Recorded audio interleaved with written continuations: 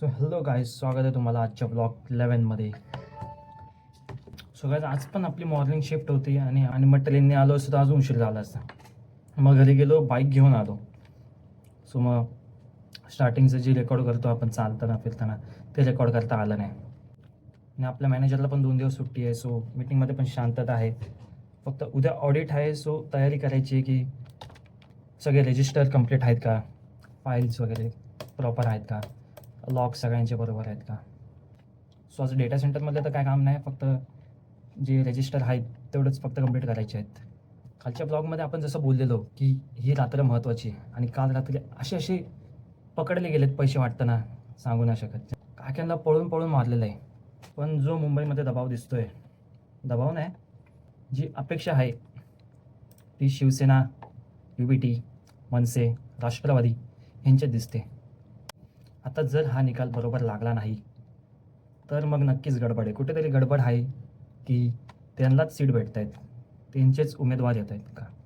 तर मित्रांनो, कोणाच्या दबावाखाली राहणार आहे अशा माणसांना वोट करू नका. आणि ते फक्त दुसऱ्यांचंच ऐकत आहेत अशा नेत्याला वोट करा जे तुमचं ऐकतील आणि जे त्यांना योग्य वाटेल, महाराष्ट्रासाठी, मुंबईच्या माणसांसाठी बरोबर आहे, त्यांनाच वोट करा. मला पण वोटिंगला जायचं. सो आज जरा लवकर निघेल आणि बाईकनी जाणार. सो अर्ध्या तासात पोचेल घरी जाऊन डॉक्युमेंट, गव्हर्नमेंट प्रूफ घेऊन मग वोटिंगला जाणार.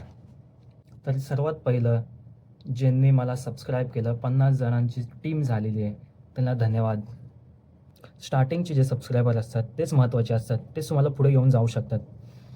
आणि जी लोकं बोलतात रील्स आहेत, त्यांचं मोटिवेशन असं आहे की तुम्हाला रिलेटिव्ह मदत नाही करत, फ्रेंड्स नाही मदत करत.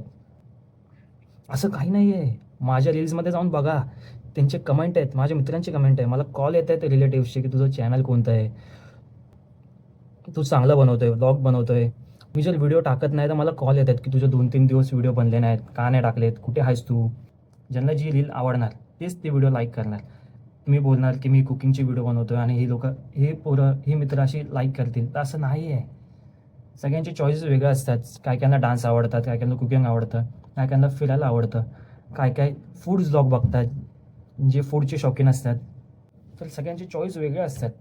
आपण नाही ठरवू शकत की ह्याला माझ्या 1000 फॉलोअर्स आहेत तर त्यांना सगळ्यांनाच फूडचे ब्लॉग आवडतील किंवा सगळ्यांनाच फिरायला आवडेल. आता माझ्या रील्समध्ये मोस्ट ऑफ जणांना पॉलिटिक्सची रील सगळ्यात जास्ती अट्रॅक्टिव्ह वाटली. तिथून माणसांनी बघायला चालू केलं की काय करतोय हा. मला एक कळालं की जेवढं तुम्ही बोलणार त्याच्यावर माणसं येणार तुमच्याकडे. तुम्ही जर बोलणार नाही, काहीच नाही, अशीच रील टाकतायत, ठीक आहे, ती कधी रील ठीक आहे, पण डेली तुम्हाला बोललं पाहिजे की हे मी करतोय, ते करतोय.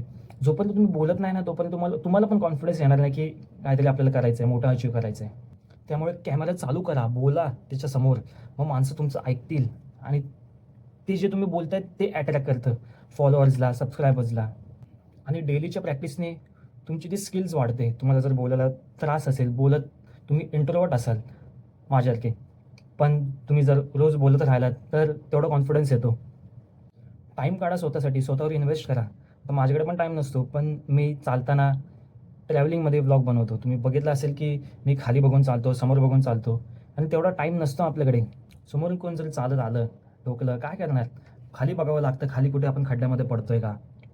बोलताना पण सगळेजण बघत असतात आपल्याकडे, पण त्यांनी काय फरक पडत नाही, ते लोक काय करणार नाहीत आपल्याला. आपण आपला कॉन्फिडन्स वाढवा. जेवढं आपण रोज स्वतःला अपग्रेड करून जाऊ तेवढं आपल्यासाठी भलाई आहे. तर माझे मित्र असे खूप आहेत जे मला रोज कमेंट करते रीलवर. असे पण मित्र आहेत जे बोलत असतात फक्त की हे कर, ते कर, पण त्यांचं इंटरॅक्शन नसतं, त्यांना तो सोडून द्यायचं. आपल्याला असा फरक नाही पडला पाहिजे कोण काय बोलतंय, कोण तुम्हाला सजेशन देत आहे, हे कर, ते कर. ते काय करतायत ते बघा, तुम्ही स्वतःवर लक्ष द्या.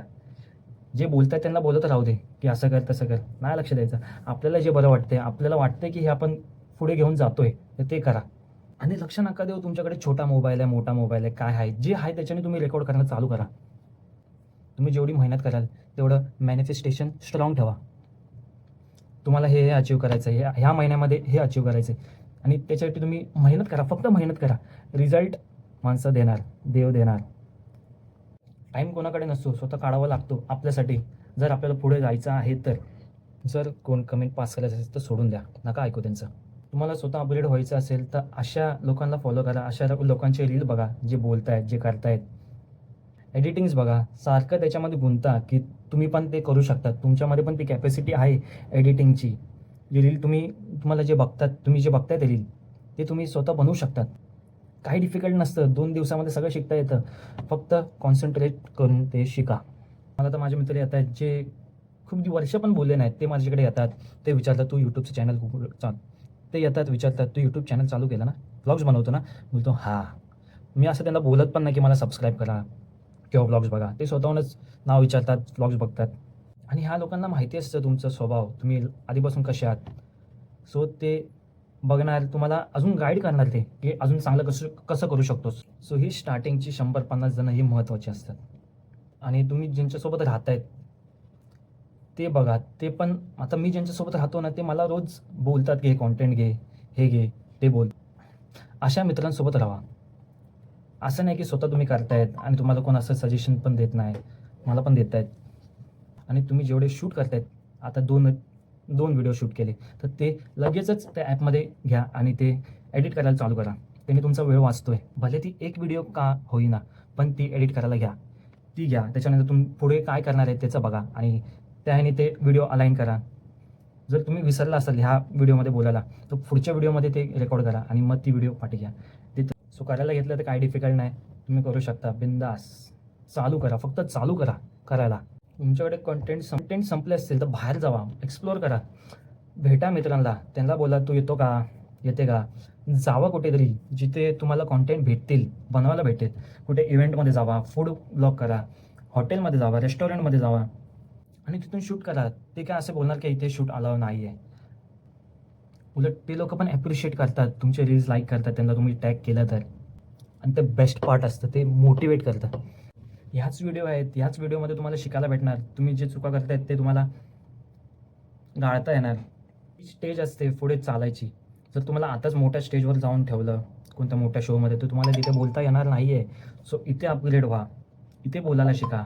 कॅमेरामध्ये बोला, पब्लिकमध्ये बोला. तर माझे मित्र असे आहेत जे मला बोलतात, की "तू कॅमेरामध्ये थोडासा लाईट बोलतो, पण ठीक आहे, ती जी चांगली सजेशन आहे ती आपण घ्यावी." आणि समोर जे मी बोलतो ते एकदम नॉर्मल असतं. काय कायच्या अशा आहेत जे मला बोलताना कधी बघितलंच नाही. तर गाईज निघालो आपण आता ऑफिसवरून. जाऊया ब्लॉग करत बाईकवर. मोबाईल ऑन करूया आणि होऊया पुढे.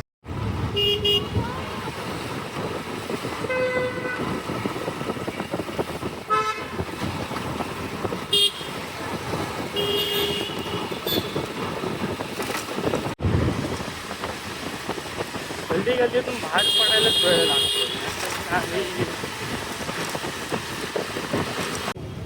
तर 10 सेकंडसाठी सिग्नल तोडता येतो. त्यांना कुठला सिग्नल. आपली वोटिंग झालेली आहे. Successfully voted.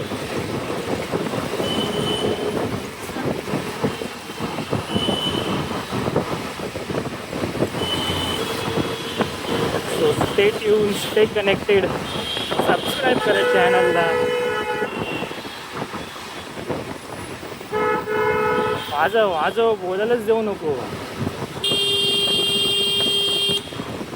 नशेडी आहे की कसं चालवतोय.